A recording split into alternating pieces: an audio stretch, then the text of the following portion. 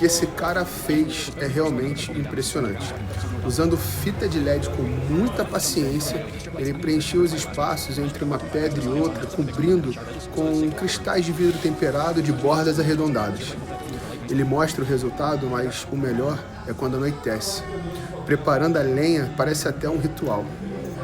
Diz pra mim, o que está faltando para você realizar o sonho de ter um cantinho especial na sua casa? Se liga como ficou. Eu teria fácil na minha casa.